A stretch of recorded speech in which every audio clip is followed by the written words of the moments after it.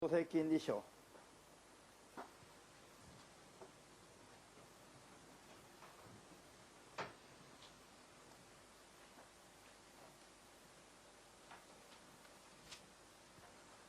利書の中6、中7をもう一度読みま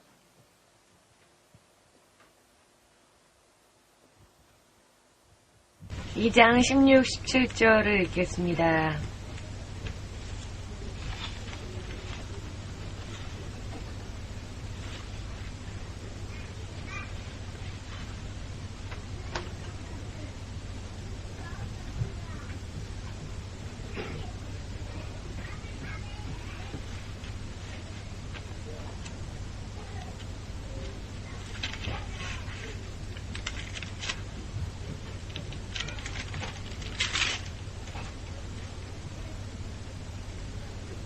よろしいですか。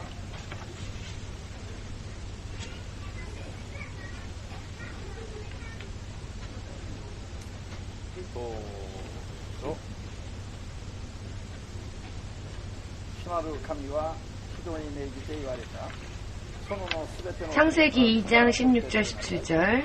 ただし聖学の知識の 창세기 2장 16, 17절입니다. 食べると必ず 선악을 알게 하는 나무의 실과는 먹지 말라. 네가 먹는 날에는 정령 죽으리라 하시니라. 기도하겠습니다. 주되신 하나님, 이 시간도 바르게 깨달을 수 있게 하시고 바르게 믿음 생활에 나아갈 수 있도록 주님의 성령으로서 진리의 말씀을 알기 쉽게 전할 수 있게 하여 주시옵고 땅끝 선교 교단 교회를 통하여서 파견되어지는 모든 사람들은 반드시 주님의 계획 가운데에서 완전히 믿음 안에서 들어가서 그 계획되어진 축복 안에서 행복하게 살 수 있도록 반드시 승리하며 천국의 그 나라까지 똑바로 달려갈 수 있도록 도와주시옵소서. 예수 그리스도의 이름으로 기도하옵나이다. 아멘. 오늘은 선악과를 따 먹지 말라 하신 하나의 계명에 대해서 하나의 계명 단 하나랄지라도 따 먹지 말라 라고 하는 이 내용에 대한 하나의 내용을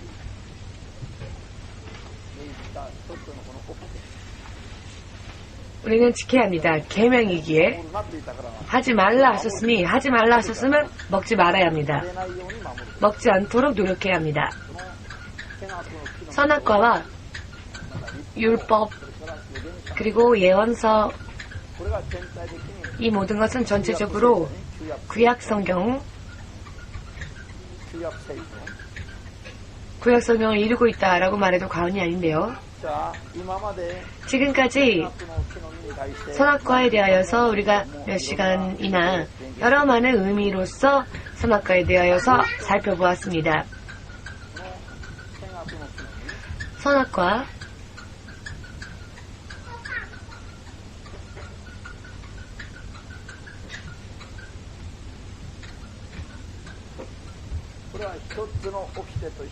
이것은 하나의 계명으로서 하나님께서는 사람에게 지키라 하고 주신 명령이십니다만 이 명령이 누구에게 주어졌다고요? 아담과 이브, 최초의 사람인 아담과 이브. 아담과 이브가 이 명령을 어디에서 지켜야만 했습니까? 에덴 동산에서.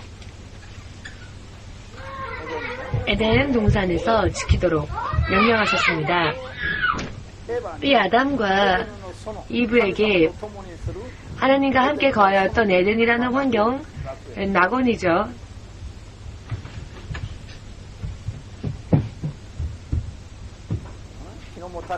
어제도 어떤 분이 이런 말씀하셨습니다마는 쉬도 없고 더위도 없는 곳, 옷을 더 껴입지 않아도 춥지도 않고 그렇다고 더운 것도 아니며 일하지 않아도 모든 음식과 식물이 준비되어져 있는 곳, 하나님의 모습을 보고 하나님의 음성을 듣고 하나님과 함께 사는 환경, 그 환경이 바로 낙원이죠. 이것은 영적인 공간이라 말합니다. 지금의 이라크 지역의 유프라테스 지역 부근에 에덴 동산이 있다라고 말하는 것은 조금 틀리다고 말할 수 있습니다.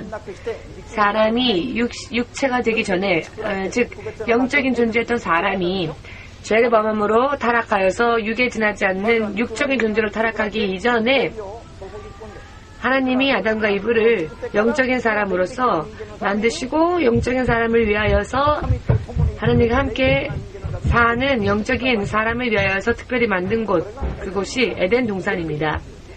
이곳은 영적인 곳입니다. 그렇기 때문에 아직도 에덴 동산이 지구상 어딘가에 있으리라 라고 생각하는 것은 그것은 맞지 않습니다. 타락한 사람들이 내쫓겨진 곳이 바로 이 땅이기 때문에 이 땅에 에덴 동산은 존재할 수 없습니다. 과학적으로 에덴 동산을 찾아보자 라고 노력하는 것은 허무한 노력일 뿐입니다. 아담과 이브에게 영적인 하나님과 함께 거할 수 있는 낙원이라 하는 장소가 주어졌던 그때에 이것이 사람의 노력에 의하여서 사람에게 주어진 것입니까? 아니면 100% 하나님의 사랑과 은혜에 의한 것이었습니까? 100% 하나님의 사랑과 은혜에 의한 것이었고 아담과 이브가 이 낙원을 자신들의 거처로 삼기 위하여서 어떠한 노력도 하지 않았음을 우리는 알아야만 합니다. 사람이 노력한 그 대가로서 에덴이라 하는 낙원, 그 낙원을 단 한 발자국이라도 그들의 노력의 대가로서 들어간 부분이 있었을까요? 전혀 그렇지 않습니다. 100% 그들이 낙원에 거할 수 있었던 것은 사람이 존재하게 된 것도 사람이 영적인 존재가 되어 하나님과 교제를 나누며 살아가는 존재로서 만들어진 것도 모든 것이 다 하나님의 은혜와 계획에 의한 것이지 사람이 스스로 이 낙원에서 살기 위하여서 노력하고 그 노력의 대가로 낙원을 한 발자국을 차지한 부분이 전혀 없습니다. 창조되어져서 낙원이라는 이런 특별한 장소에 그들이 살기까지 사람은 자신들을 위하여서 아무것도 하지 않았습니다. 사람이 에덴 동산에 들어가서 그 에덴 동산에 있는 모든 사랑과 은혜를 마음껏 얼마든지 누리고 즐길 수 있도록 하신 모든 것은 하나님의 은혜였고 그 모든 일이 하나님의 손에 의하여 이루어진 일이었습니다. 믿음 생활에 있어서 정말로 기본적으로 우리가 알아야 될 것이 바로 이 부분입니다. 이 부분을 알지 못하기 때문에 사람들은 모두 자신의 자신을 버리질 못하죠. 우리는 하나님 안에 완전히 녹아들어야 하는데 하나님의 은혜로 사는 자이기 때문에 그것을 고백하며 하나님을 섬겨야 하는데 사람들은 사실 어느 정도 벽을 만들고는 더 이상 하나님이 우리들의 삶 속에 들어오는 것을 허락하지 않으려고 하는 부분들이 있습니다. 부부가 예를 들어서 부부 일심동체라는 말이 있지만은 일심이체죠. 사실은 마음은 하나가 되었을 수 있어도 육신은 결코 하나가 될 수는 없죠. 둘이 있습니다. 그러나 하나님과는 부부 사이에서조차 그런 감각이 있지만 하나님과 우리 사이에서는 사실 그런 경계선이 없습니다. 이와 같은 부분을 인정하실 수 있으십니까? 완전히 하나님 안에서 우리는 녹아들어야 합니다. 하나님 안에 녹아들어야 하고 하나님도 우리 안에 온전히 거하시고 이와 같이 사실 하나님을 따르는 자들은 그렇게 살아야만 합니다. 그러나 아직도 자기 자아가 남아있기 때문에 하나님의 은혜로서 나는 사는 것이다라는 것을 일부분밖에 인정하지 못하기 때문에 하나님께서 어떤 명령을 하실 때 뭔가 자신을 희생해야 하는 것과 같이 자신이 뭔가 손해를 보아야 되는 것 같이 이렇게 생각을 하고 마는 것입니다. 열심히 해라 라고 하시면 더욱더 확실하게 하나님 안에 들어가서 하나님과 밀착하여 더욱더 완벽한 축복을 받으라 라는 의미가 들어있는 명령인데 열심히 해라 라고 하면 뭔가 희생해라 너의 것을 손해보더라도 그렇게 해라 이와 같은 식으로 들려오니까 이와 같은 영적인 지식을 갖지 못한 사람들은 그와 같은 이야기를 들으면 싫어하죠. 여러분들은 이와 같은 것을 깨달으시고 나에게 어떤 명령을 하시건 그 명령은 나에게 축복을 명령하시는 것이다 라고 믿고 기뻐하여 하나님 안에 온전히 들어갈 수 있도록 이와 같은 진리의 말씀을 우리가 지금 공부하고 있는 것입니다. 교회로부터 하나님으로부터 떨어지면 진리의 말씀에서 한 발짝이라도 떨어지면 떨어질수록 저주의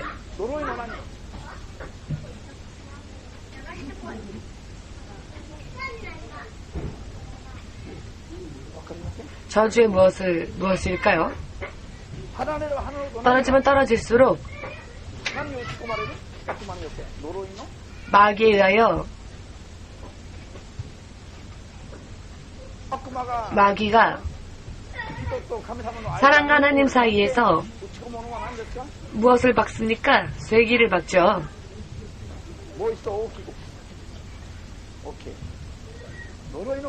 저주의 쐐기가 박힐 뿐입니다. 하나님과 함께 거하면 거할수록 완전히 하나님 안에 온전히 들어가면 들어갈수록 완벽하며 완전한 하나님의 품속에 들어가면 들어갈수록 그 사람은 가장 안전할 수 있습니다. 틈을 보이는 것은 공격하라 그 부분을이라고 하는 것과 다를 바가 없습니다. 우리의 마음이 하나님으로부터 진리의 말씀으로부터 교회로부터 조금이라도 떨어지면 떨어질수록 마귀는 그 틈을 노리고 쐐기를 박으려 합니다. 이것이 마귀가 하는 일이니까요. 완전히 들어가라 하나님 안에 라고 하면 왜 자꾸 나에게 손해보라는가? 왜 나를 희생하라는가? 왜 이 교회를 위해서 내가 희생해야 하는가? 왜 하나님을 위해서 희생해야 하는가? 내 자유의지와 내 선택은 왜 선택하지 않으면 선택하면 안 되는가? 등등. 영적인 것은 자신의 육의 생각과는 정반대에 있음을 여러분들 깨달으시면 틀림이 없습니다. 육의 감각, 자신의 육의 감각, 자신의 육의 생각, 이와 같은 것들이 역사하며 역사할수록 하나님으로부터 점점 멀어진다는 것을 잊지 않으면 가장 안전합니다. 가장 안전합니다. 우리가 무언가를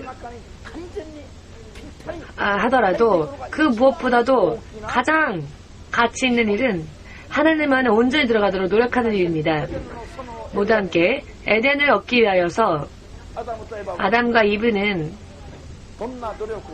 어떠한 노력을, 어떠한 투자를 하였는가?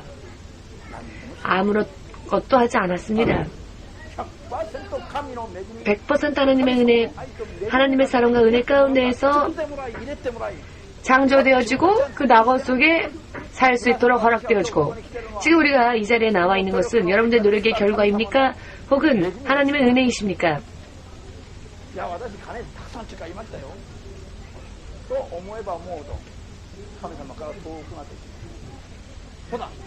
(100% 하나님의 은혜 속에서 오늘날 내가 예수의 이름이 나의 구원주가 되었고 예수의 이름을 우선할 수 있는 믿음 생활을 할 수 있도록 된 모든 것은 하나님의 은혜이다라고 여러분들이 인정하시면 인정하실수록 앞으로의 인생이 안전해집니다. 그렇기 때문에 하나님의 종이 되는 사람들은 자기의 모든 것을 부수어야 할 필요가 있습니다.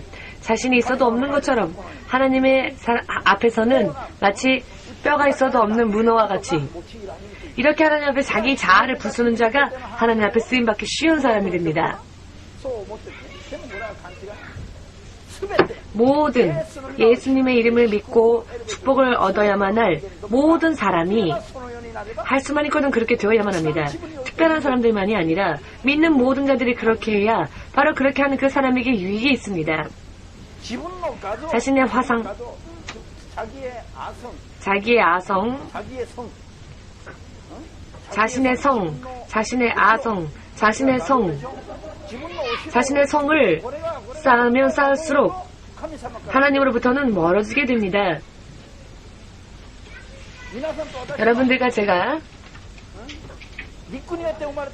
육에 의하여서 태어났을 때 우리에게 주어진 이름대로 살면 안 됩니다. 우리는 하나님을 믿은 그 순간부터 하나님의 자녀로서의 이름을 받았기 때문에 그렇게 살아야 합니다.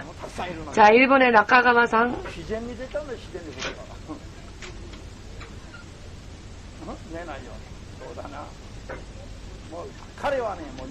제가 낙가가상 이름을 왜 불렀느냐? 지금 졸았기 때문입니다. 육적으로는 참 저보다도 많은 지식을 가진 분이신데 영적인 시간이 되면 금세 졸음이 옵니다.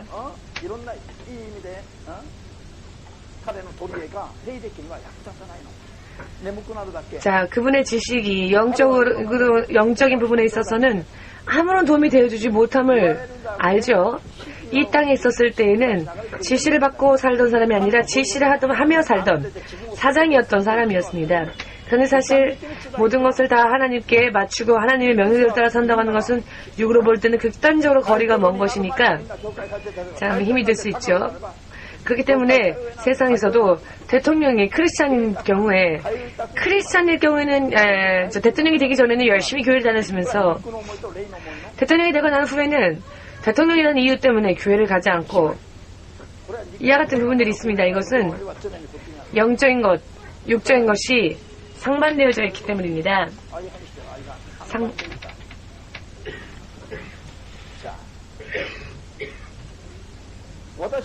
저는 제가 낙가가상 이름을 부르고 싶어서 부른 것이 아닌데 지금 자연히 성령께서 낙가가상의 이름을 부르게 하셨는데 사실 저의 시선과 마음은 저쪽에 있었습니다. 그런데 입술은 저쪽을 부르고 말았네요. 할렐루야.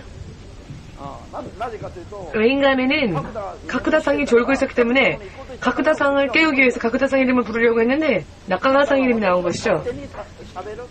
저는 이렇게 제가 제 마음대로 이야기하고 싶어도 성령님이 제 입술을 주장하시면 저는 제 입이랄지라도 제 마음대로 말을 못합니다. 저는 가쿠다상이 졸고 있었길래 가쿠다상의 이름을 부르면서 예를 들어 이야기하면 가쿠다상이 일어나겠지 라고 생각했는데 자, 하나님은 오히려 낙가가상의 이름을 제 입술을 통하여 부르게 하시네요. 자, 낙가가상도 깨달아야 될 부분이 있으니까 그렇죠? 가쿠다상은 그럼 깨달을 부분이 없어서 그러냐? 그렇지 않습니다. 모두가 우리는 하나님 안에서 영적으로 깨달아가야 합니다. 졸리시죠? 영적인 설교가 되면 될수록 영적인 설교의 앞에 있을 때는 육이 피곤하고 졸립니다. 굉장히 육적인 반발들이 있습니다. 그렇기 때문에 영적인 설교를 할 때에는 특별히 기도를 또 많이 해야 합니다. 반발이 많기 때문입니다. 저항이 영적인. 교회가 영적인 것을 가르치지 않고 영적이지 않은 다른 것을 가르치면 교회가 인기 있는 장소가 됩니다. 그러나 영적인 것을 가르치려 하기 때문에 영적인 것을 가르치는 교회는 여러 많은 면에서 방해를 받습니다. 영적인 것을 가르치지 않으면 아무런 핍박도 없습니다. 영적인 것을 가르치기 때문에 비판을 받는 것입니다. 육적인 사람들에게 의해서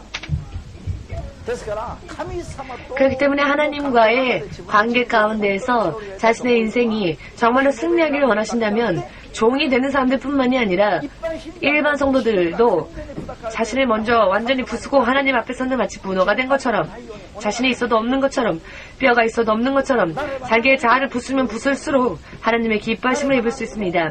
그렇게 되면 될수록 하나님 안에서 온전히 녹아들 수가 있고 하나님과 하나가 될 수 있으며 마치 자신 안에 하나님께서 완전히 역사하시는 이와 같은 경험을 할 수 있게 됩니다.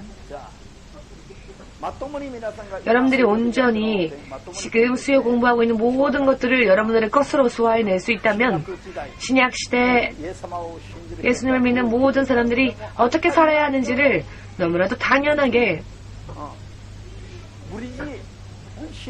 믿음 생활을 할 수 없이 무리하도록 강요받아서 어쩔 수 없이 무리하게 하는 것이 아니라 정말로 자신의 신분을 자각하고 하나님과 함께 걸어가야 되는 이 길이 어떠한 가치가 있는 길인지를 스스로가 알 수 있게 됩니다.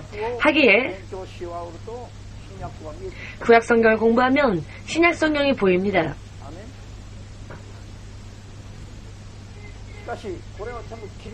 그렇지만 이 모든 것들은 다 잘라버리고 세상의 교회들은 이와 같은 것들은 잘 가르치지 않고 율법과 예수님, 복음만을 조명하여 서로 싸우고 있습니다. 아직도 방황하고 있습니다. 그렇기 때문에 문제인 것입니다. 하나님은 역사하시지 못하십니다. 아담과 이브가 하나님의 낙원을 얻기 위하여서 그들은 아무것도 하지 않았죠. 100% 하나님의 은혜 가운데에서 에덴 동산 안에 그들은 살 수 있었습니다. 영적인 완벽하고도 특별한 장소에 사람만이 허락을 받았습니다. 이 장소에서는 일을 해야 할 필요도 없고 수고하고 노력해야 될 필요도 없었습니다. 자, 세탁기 장사하는 사람들은 참 장사가 안 됐을 겁니다. 왜? 세탁할 필요도 없으니까. 가구를 장사하는 사람들도 곤란했을 겁니다. 가구도 필요 없으니까. 이 장소에서는 지금 이 땅에 있는 문화 같은 것은 없었습니다. 자, 그러면 심심했을 것 같은데요? 라고 여러분 생각하십니까? 즐겁지 않았을 것이다, 심심했을 것이다 라고 생각했을까요? 지루하지 않았을까 라고 생각하십니까? 이 땅에 있는 문화, 문명을 통하여서 우리가 얻을 수 있는 어떠한 쾌락과 즐거움보다도 비교할 수 없을 정도로 완벽한 행복과 축복에 충만해 있었습니다. 화장하지 않은 아담을 보아도, 이브를 보아도, 옷을 입지 않은 이브를 보아도 표현할 정도가 없을 정도로 너무나 사랑스러워서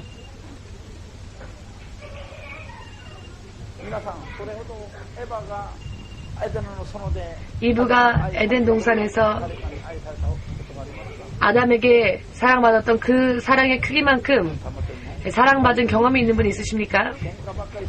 싸움만 하시죠, 여러분, 결혼하고 나서.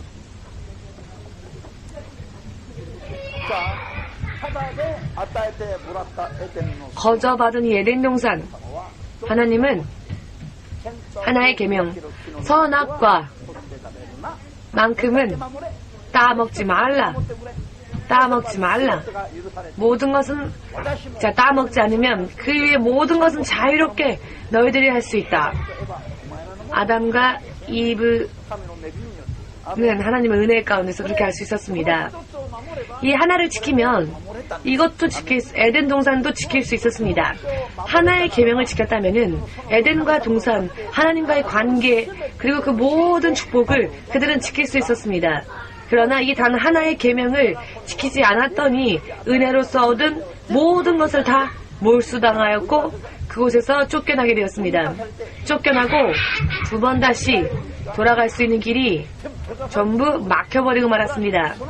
그 후에는 사람의 노력으로 다시 돌아가고자 하여도 단 한 발자국조차 그 안으로 들어갈 수가 없이 완전히 하나님으로부터 격리되어지고 말았습니다. 하나님의 축복으로부터.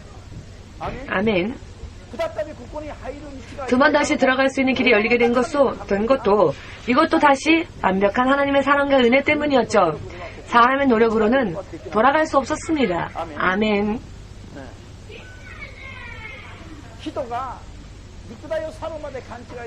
사람이 육신을 떠날 때까지 착각하는 것이 자기 자신을 주장하기 때문에 좀 잊어버릴만 하면 또 다시 자기 자신이 나오고 최근에 참 일이 잘 풀린다 라고 하면 나도 모르게 자신의 생각, 자신의 판단 그런 것들이 나와서 하나님 안에서 은혜 안에서 온전히 들어가서 우리가 희생하는 것이 아니라는 것, 우리가 손해를 보는 것이 아니라는 것을 확실히 알고 믿음 생활을 하면 이 믿음이 흔들릴 일이 없습니다. 똑바로 하나님께 나아갈 수 있습니다. 모든 면에 있어서 하나님의 계획하신 것만큼의 승리를 완전히 거둘 수가 있습니다.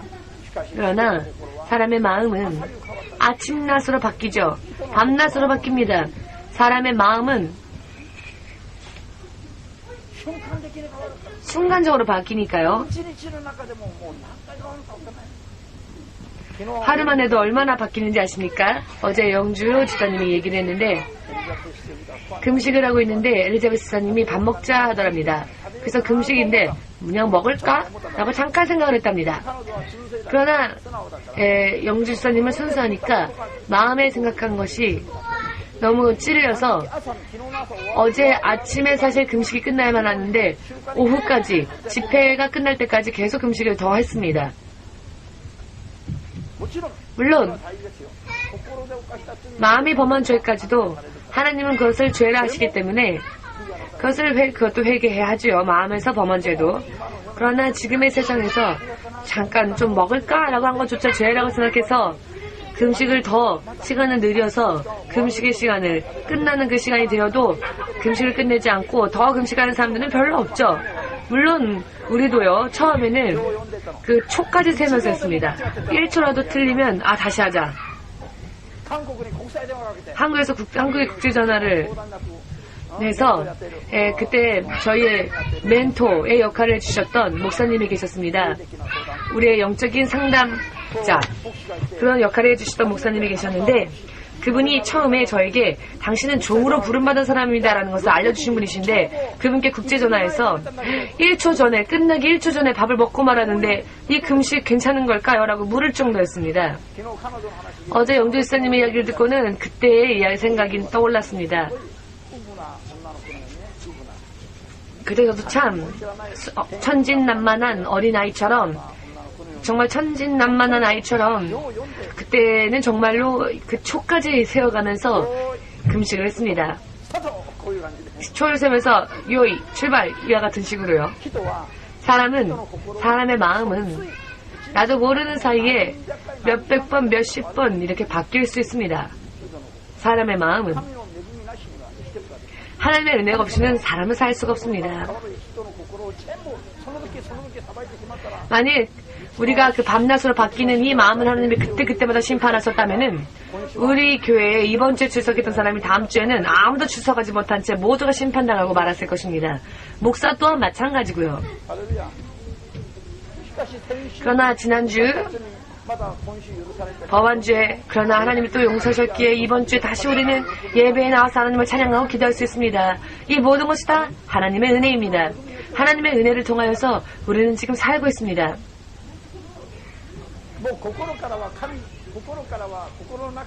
마음속에서는 하나님을 몇 번이나 떠나는 적이 있을 겁니다. 죄도 많이 짓고 계명도 많이 어기고 나쁜 일도 많이 하고 했을 겁니다. 욕도 했고요. 그렇지 않았습니까?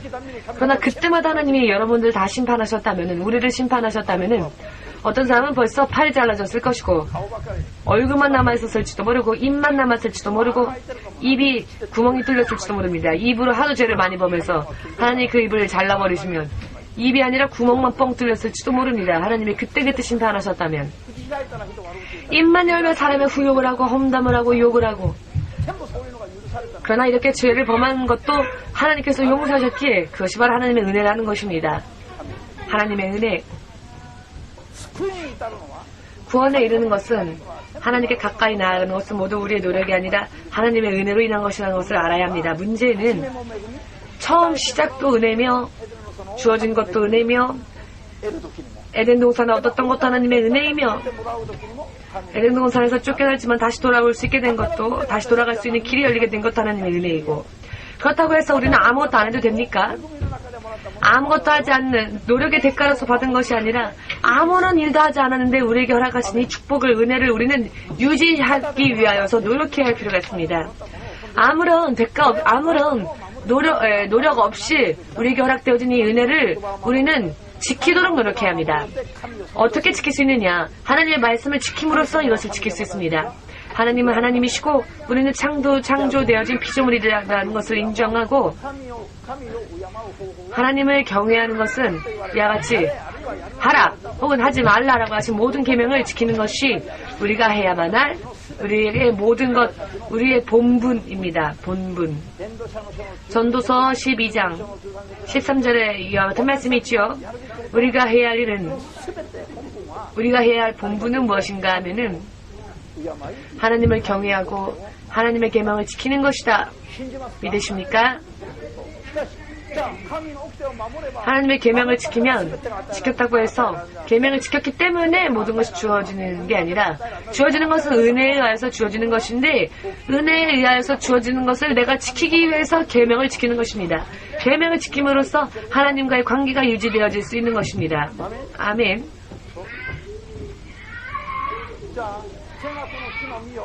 선악과를 지키라라고 하셨는데, 그 하나의 계명을 근데 사람들이 지켰습니까? 지키지 못했죠.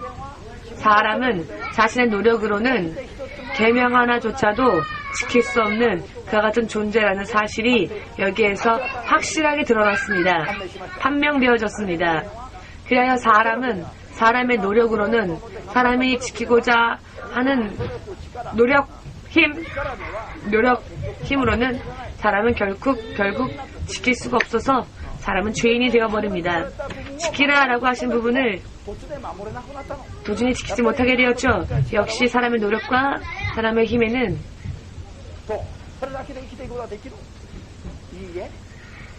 사람의 힘과 노력만으로는 살 수가 없음을 우리는 알 수 있습니다. 역시 사람은 노력과 힘의 결과로서 죄인이 될 수밖에 없습니다. 하나님의 은혜를 의지하지 않는 한 사람 역시 결과적으로는 어쩔 수 없게 되어버립니다. 그것을 확실히 알게 되었죠. 선악과를 따먹지 말라 하신 계명, 하나님의 계명이 주어짐으로써 사람의 노력의 한계, 사람의 능력의 한계가 확실하게 드러나게 되었습니다. 그래서 사람은 자신의 노력과 힘으로는 한계가 있기 때문에 마침내 죄인이 될 수밖에 없기 때문에 하나님을 떠나서는 안 된다는 것, 하나님 안에서 살아야만 한다는 것, 이것을 확실하게 알 수 있게 된 것입니다. 아멘. 하나님의 존재, 하나님의 은혜 없이는 역시 사람은 또 타락하고 마니까 은혜 가운데서 출발하고 지키라고 해서 지켰지만은 어느 정도까지 시간이 지났더니 또 지키지 못하는 연약함이 있고 한계가 있고, 그러니 하나님의 은혜가 없이는 역시 또 사람은 살 수가 없다는 것을 하나님께서 확실하게 알게 해주셨죠. 그렇게 확실히 알 수 있게 된 계기가 선악과라고 하는 하나의 계명이었습니다. 선악과에 대한 계명, 이 계명, 지켜야만 할 이 계명이 사람에게 초래한 것이 무엇이라고요?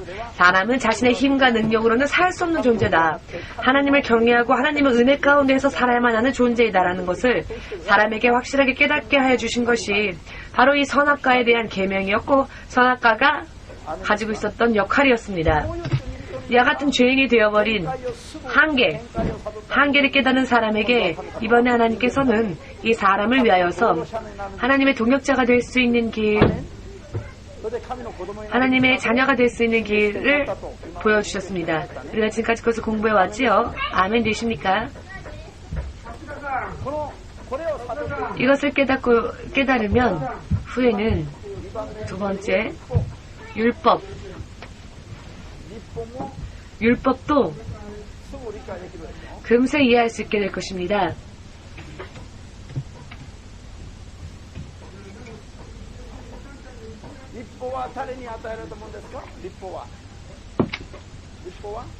율법은 누구에게 주어진 것입니까?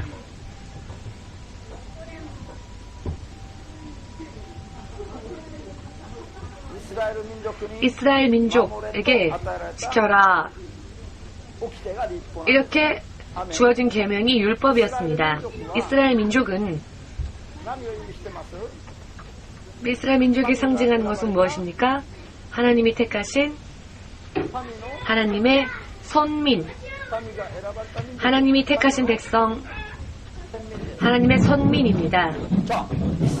자, 이스라엘 민족이 이거가 똑같은 감각으로 이해를 하면은 보입니다.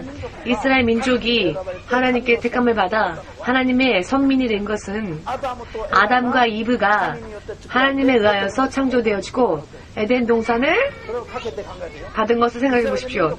이스라엘 민족이 하나님의 택함받은 백성이 되었을 때에 이스라엘 민족은 그 하나님의 택함을 받기 위하여서 하나님께 무슨 로비를 펼쳤습니까? 뇌물을 바쳤습니까? 혹은 그들의 노력이 인정받았기 때문이었습니까? 그래, 이스라엘 민족, 너희들은 정말 나의 백성이 될 자격이 있다. 너희들의 노력이 정말로 가상하구나. 혹은 너희들은 참 뛰어난 민족이니까 내가 너희를 택하리라. 이런 이스라엘 민족들의 노력과 그 같은 결과가 있었기 때문에 그것이 인정되어져서 그들이 하나님의 백성이 되었습니까? 혹은 아무런 분깃도 없고 가장 약하고 가장 소수의 민족이었음에도 불구하고 하나님의 은혜에 의하여서, 하나님의 일방적인 은혜에 의하여서 가장 무리가 적었던 민족이었던 이스라엘이 택함받게 되었습니까? 그들이 택함받기 위해서 무언가 노력을 하였습니까? 혹은 그들이 무언가 하나님 앞에 공로를 세웠습니까? 눈에 보이는 두드러지는 활약을 보였습니까? 그렇지 않았죠. 신명기 7장 7절을 읽어보시면 하나님의 사랑이 작고 연약했던 이스라엘을 택하셨다라고 써 있습니다. 믿으십니까? 자, 그러면 모든 것이 너무나 간단하게 보여지지요.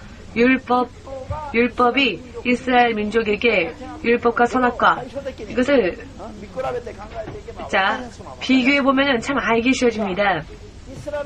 이스라엘 민족이 하나님의 백성으로 택함받기 위하여서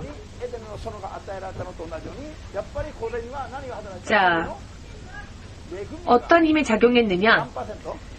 하나님의 은혜가 100% 작용했다. 온전히 하나님의 은혜로 인하여서 그들은 택함받았습니다.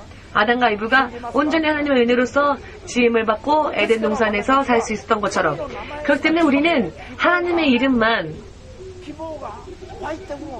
우리가 가지고 있으면 우리에게는 희망의 솟구칩니다. 30년 동안 형무소에 갇혔던 사람이라 할지라도, 형무소 안에서 지금 복역하고 있는 사람이라 할지라도 예수님의 이름을 믿으면 바로 그 형무소 안에서조차 희망이 있는 것입니다. 인간적인 노력과 분깃이 아무것도 없다 할지라도 100% 하나님의 은혜로서 믿는 그 순간부터 길이 열려지게 되기 때문입니다. 지금 형무소에 사람을 죽이고 형무소에 들어간 사람은 사람을 죽이고 형무소에 죽인 죄 때문에 형무소에 들어가지요. 그러나 에덴 동산에서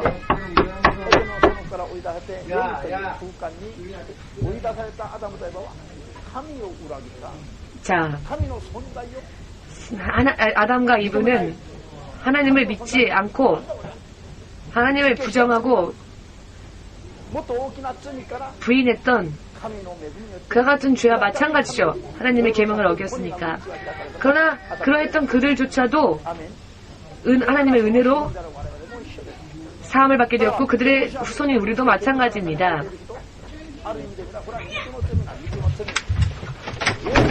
사람들을 좀 좋아해.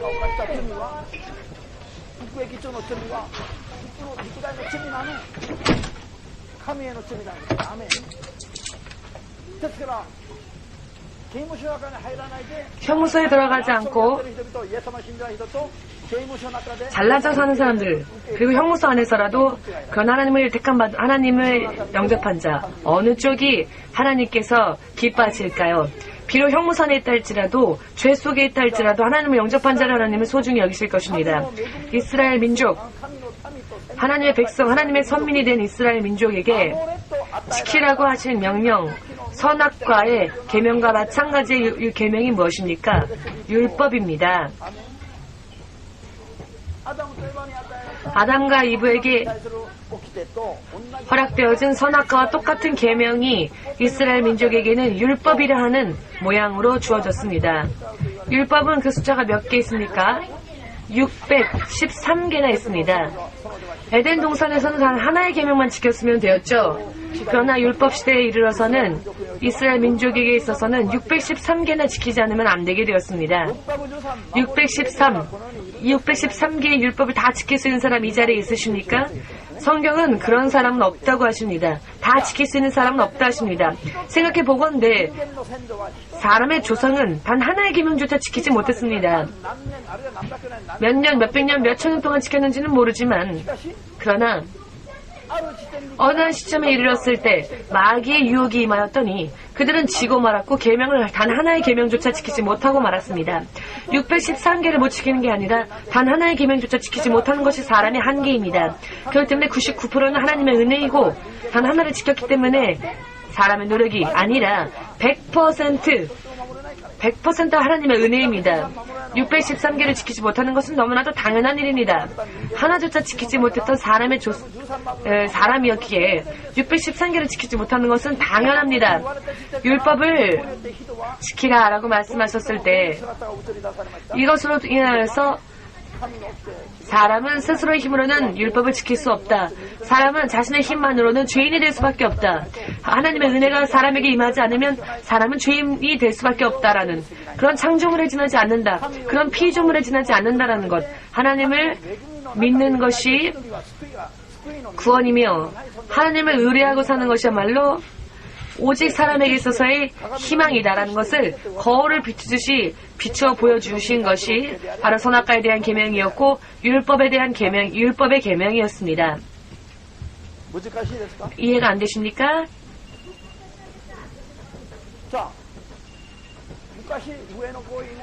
예전에 우에노 공원이 지금과 같은 법률로서 관리되어지기 전까지는 그저 단순한 산이었죠. 그때는 공원관리법 같은 것도 없었죠. 만일 그때 우리가 집회를 했다면 그게 위법이 될까요? 위법이 아닐까요? 위법이 아니죠.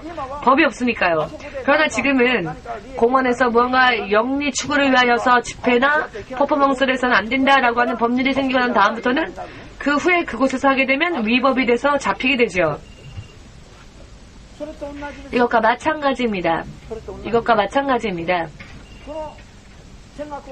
선악과 따먹지 말라 하신 하나의 계명 613개에 있는 율법 하나님을 섬기려고는 이렇게 섬겨라. 사람을 죽여서는 안 된다. 다른 우상을 숭배해서는 안 된다. 다른 사람의 것을 훔쳐서는 안 된다. 이렇게 시작되어지는 613의 계명 이것을 지키라 라고 하나님이 선언하심으로 인하여서 사람의 크기, 사람의 존재가 어떤 것인지 사람은 스스로 살 수 없는 존재라는 것 이와 같은 것을 확실하게 드러내준 게 바로 이 계명이었습니다. 이 계명이 결과적으로 사람은 하나님을 의뢰하는 믿음이 없이는 스스로의 힘으로는 살 수가 없으며 죄인으로 전락할 수밖에 없는 존재라는 것을 마치 거울로 비춰주듯이 우리에게 비춰주신 그와 같은 것이 바로 하나님의 계명이었습니다. 아멘. 이것이 결과적으로 이것으로 인하여서 너희들은 하나님의 은혜로 하나님을 섬기는 것으로서 살아야만 할 하나님의 존재이다. 이것이 바로 이 계명들입니다. 하나님의 필요성, 우리 사람에게는 하나님이 필요하다는 것, 하나님의 필요성을 우리가 알면 알수록 우리는 하나님께 더 가까이 나아갈 수 있습니다. 자신의 능력의 크기가 보이면 보일수록 사람은 하나님으로부터 멀어질 수밖에 없습니다. 자신의 능력이 아무리 커도 마침내는 죄인이 될 수밖에 없다는 것, 100% 사람은 하나님의 은혜로서 사는 존재다라는 것, 이것을 거울로 비추어주듯이 비추어준 역할을 한 것이 바로 이 선악과와 율법의 계명이었습니다. 아멘. 그렇기 때문에 이 계명이 우리에게 가르쳐주는 교훈은 무엇입니까? 하나님의 크심, 사람의 신분, 사람의 입장, 어떻게 사람이 살아야 하나님을 경외하고 어떻게 하나님을 경외하며 살아야 하는가? 하나님을 경외하며 살면 그에게는 희망이 있고 안전하지만 자신의 아성을 쌓고 스스로 그렇게 살면 살수록 마침내는 그것이 자신의 인생의 멸망을 초래하는 결과를 낳게 된다. 이와 같은 것을 확실하게 알려주는 하나님의 법률이 바로 이 선악과와 율법, 이 계명들입니다. 자, 성경이 그것을 우리에게 전하고 설명하고 있습니다. 로마서 3장.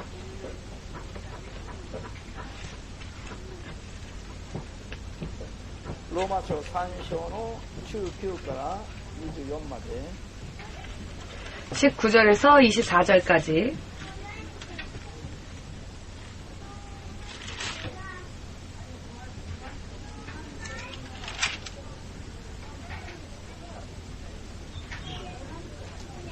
人間の世界にも天使の世界にもすべての霊の世界にも肉の世界にも神の統治、神の存在 하나님의 사랑과 은혜, 하나님의 능력, 하나님의 존재하심, 그리고 창조되어진 피조물의 한계 등등을 설명하는 것이 바로 이 계명입니다. 아멘 되십니까?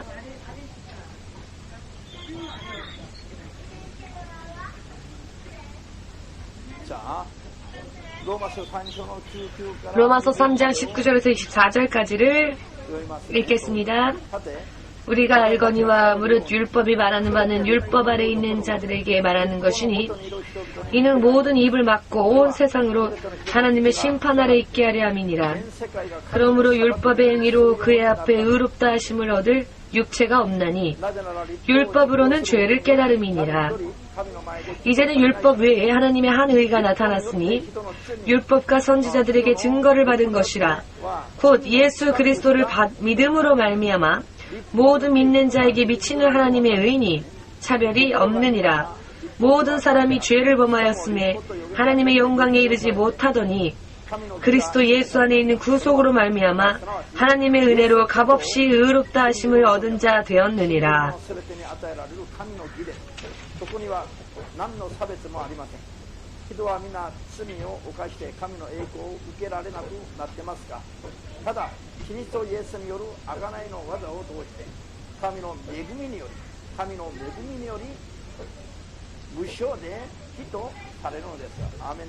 아멘 되십니까? 거기까지 읽겠습니다.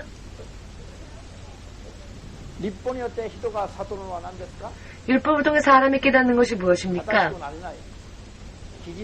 의인이 될 수 없는 것, 죄인이 될 수밖에 없는 것.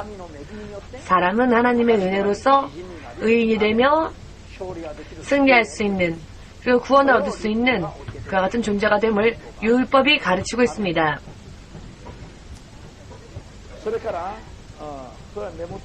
자, 메모해 두시고 로마서 5장 20절 로마서 5장 20절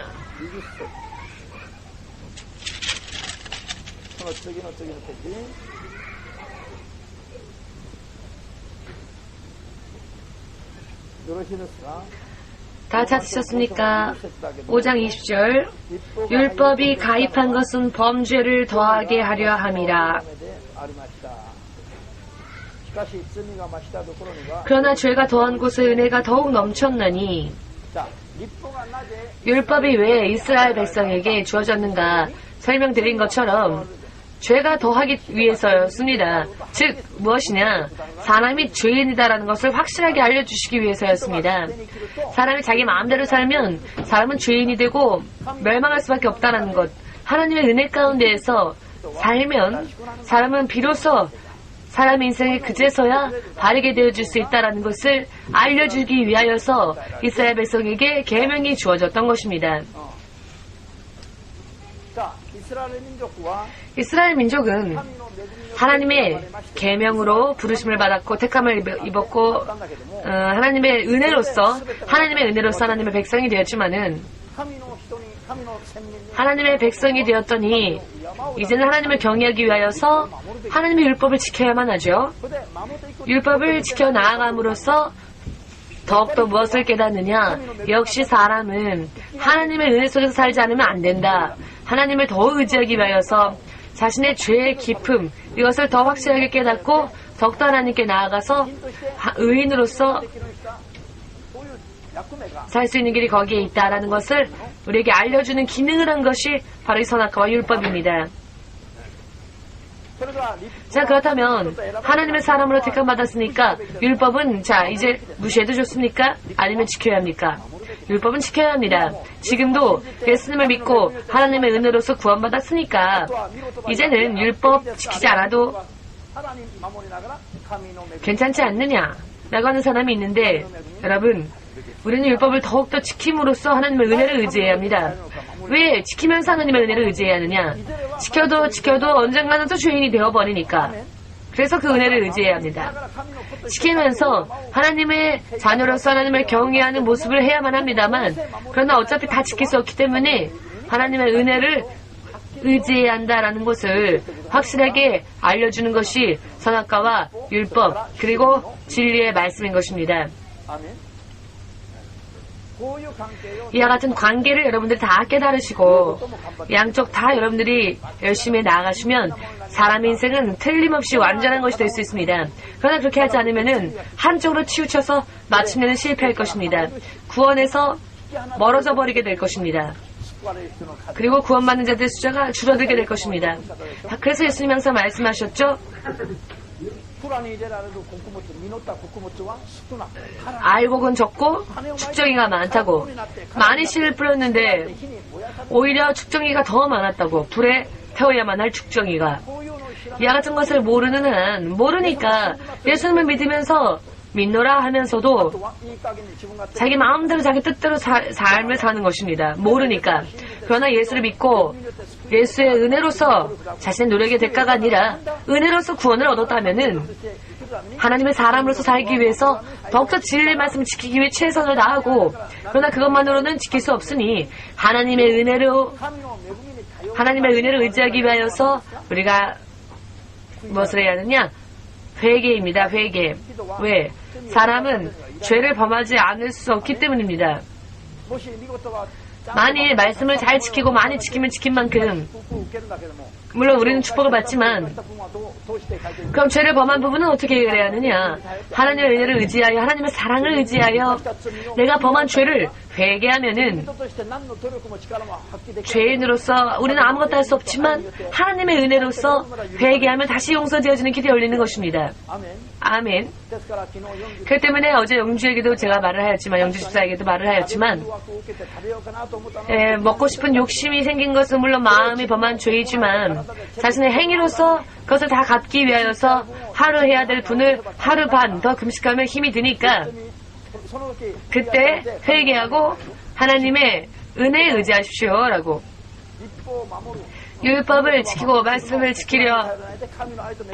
지키기 위해서 자신의 행위를 의지하지 마시고 회개하십시오 라고. 하나님의 은혜를 의지하여서. 그러면 하나님이 용서해 주시니까 그것이 사람이 도망갈 수 있는 유일한 길입니다. 회개라고 하는 것이 모두 함께 회개하여 하나님의 사랑과 은혜에 의지하는 것이 선악과와 율법과 진리의 말씀을 완전히 지킬 수 있는 도망갈 길이다. 이것이 없으면 사람은 살 수가 없습니다. 회개함으로써 자신의 죄를 인정하고 하나님의 은혜에 의지하고 그래서 승리하는, 회개와 하나님의 은혜와 사랑의 길이 없으면 사람은 도망갈 수가 없습니다. 죄로부터. 언젠가는 죄인이 되어버리니까요. 단 하나조차 지키지 못하니까요. 하나조차 못 지키는데 613개는 당연히 못 지키죠. 하나조차 못 지키는 게 사람의 한계이니까요. 이와 같은 것을 전부 이해할 수 있도록 여러분 노력하십시오. 그래야하면 성경 전체가 이것을 설명하고 있음을 또 알 수 있을 것입니다. 이것은 전철에 달리는, 신칸선에 달리는 레일과 같은 것입니다. 이와 같은 하나님의 말씀의 통치 이념으로부터 이것을 레일 삼아서 달리면은 좋은데, 이 레일에서 탈선하면 더 이상 신칸선은 달리지 못하게 되고 영적으로는 사고가 일어나겠죠. 사고가 터지는 겁니다. 그렇기 때문에 구약 성경, 물론 당연히 우리는 이해를 해야 합니다. 신약 성경, 지금까지 우리가 공부한 모든 것을 다 여러분들이 이해하신다면 복음에 대한 감사, 기쁨 넘치게 될 것입니다. 왜? 이와 같은 죄인, 하나조차 지키지 못하는 사람에게 하나님의 은혜로서 복음의 길을 열어주셨으니까, 죄를 회개하면 천국이 보이고, 죄를 회개하면 나의 노력의 결과로서는 지킬 수 없었던, 얻을 수 없었던 축복, 용서 안 받고 사함 받고 하나님과 관계를 계속 유지해 나갈 수 있는 그 길이 죄 회개함으로써 은혜로서 주어지니까요. 구약시대에는 본격적인 회개라는 것이 없었습니다.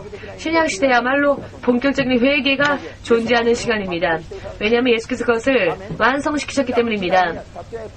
예를 들어 구약시대 때 회개함으로써 동물을 하나님 앞에 희생제물로 드렸지만 그것은 영원한 효과가 있었던 것이 아니죠. 그때뿐이었습니다.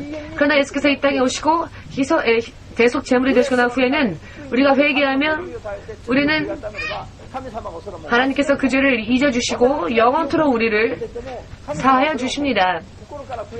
우리가 진정으로 마음으로 회개하여서 하나님의 은혜를 의지하여 하나님께 회개하면 예수 이름을 의지하여 회개하면 하나님은 그런 일이 있었니? 이렇게 잊어버리십니다. 그러니 똑같은 죄를 2번이고 3번이고 회개하는 자, 하나님이 이렇게 말씀하실 겁니다. 너가 뭔 죄를 저질렀니? 제가 이런 죄를 저지르지 않았습니까? 언제? 하나님은 잊어버려 주십니다. 진정으로 우리가 그 죄를 회개하면. 그런데 내가 죄를 회개했음에도 불구하고 그것을 사함받았음을 믿지 않고 계속 똑같은 죄를 2번이고 3번이고 4번이고 회개한 죄를 계속 회개하는 것은 여러분 그것도 불신앙입니다. 매일 똑같은 죄, 단 하나의 죄를 회개하는 사람이 있습니다. 자기가 용서받았음을 믿지 못하는 불신앙과 마찬가지입니다. 한번 거짓 없이 진실되게 마음으로부터 회개한 죄는 사함받는다. 이것을 믿지 않으면 그것도 불신앙의 죄가 된다. 의미를 깨달으셨습니까? 이 부분은 우리가 잘 깨달아야 합니다. 그리고 그 회개한 죄로부터는 해방되어져야 하고 자유로워져야 합니다. 왜냐? 하나님의 사랑과 은혜로서 흘려진 피는 완전한 힘이 있기 때문입니다. 그 죄를 영원토록 지워버릴 수 있는 능력이 있기 때문입니다. 모두 함께 예수의 보혈에는 영원히 죄를 지울 수 있는 능력이 있다. 구약시대에 동물의 피에는 영원한 힘이 없다. 아멘.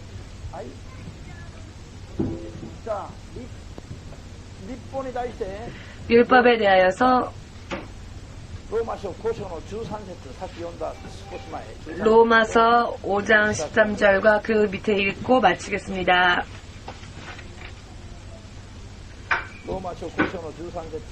로마서 5장 13절 찾으셨습니까?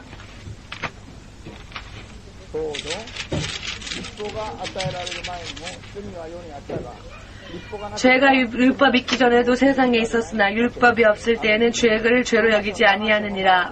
7장 7절 로마서 7장 7절 로마서 7장 7절 그런즉 우리가 무슨 말하리요? 율법이 죄냐? 그럴 수 없느니라. 율법으로 말미암지 않고는 내가 죄를 알지 못하였으니 곧 율법이 탐내지 말라 하지 아니하였다면 내가 탐심을 알지 못하였으리라.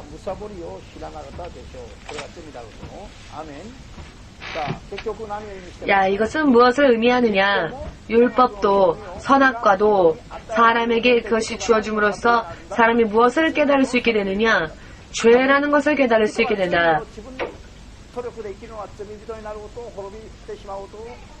사람이 자신의 힘으로 사는 것은 결국 죄인으로 전락할 수밖에 없다라는 것. 우리가 하나님의 은혜를 의지하고 하나님을 의지하며 살 때 그것이야말로 진정으로 사람의 진정한 본분이며 사람이 영원히 살 수 있는 길이다라는 것을 알려주는 것입니다. 너는 죄인이잖아. 너는 죄인이잖아. 라고 우리를 그렇게 윽박지르는 것이 율법의 목적이 아닙니다. 죄가 죄라는 것을 알게 하고 그렇기 때문에 너는 전심으로 하나님께 돌아가라. 전심으로 하나님을 경외하라. 하나님의 은혜로 살도록 노력하라. 이것을 가리키는 것이 율법의 목적입니다. 죄만을 정죄하는 것이 율법의 근본적인 목적이 아닙니다. 율법 첫째 목적은 그 죄가 죄라는 것을 알려주는 것, 죄가 죄라는 것을 알려주는 것이 율법의 첫째 목적이고요. 그리고 두 번째, 그렇기 때문에 사람은 절대적으로 하나님을 의지해야 한다. 이것을 알려주었던 기능을 한 것이 선악과와 율법의 계명인 것입니다. 그러니 사람은 하나님을 의지해야 합니다. 바로 그렇게 사람을 하나님께로 인도하는 그 기능을 행한 것이 이 선악과와 율법의 계명이었던 것입니다. 모두 함께 정리해볼까요? 선악과와 율법에는 사람에게 죄를 깨닫게 하는 기능을 하고 또 사람을 하나님께로 하나님의 은혜와 사랑으로 인도하는 능력이 있다. 아멘.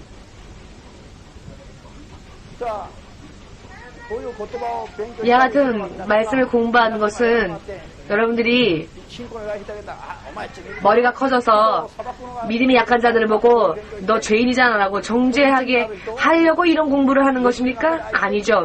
그런 연약한 죄인이라 할지라도 그들을 긍휼히 여겨서 그들에게 이 하나님의 복음을 전하고 하나님께 되돌리는 것, 연약한 자, 마음이 약한 자, 믿음이 약한 자를 깨닫게 해주고 하나님께로 인도하는 것이 바로 이 모든 것을 공부하는 이유입니다. 다음 주에 다시 이어서 공부하겠습니다. 다음 주에는 예언서에 대하여서 이어서 공부하겠습니다. 오늘은 선악과와 율법과 예언서 첫째 시간입니다. 다음 주에 두 번째 공부 시간을 가지겠습니다.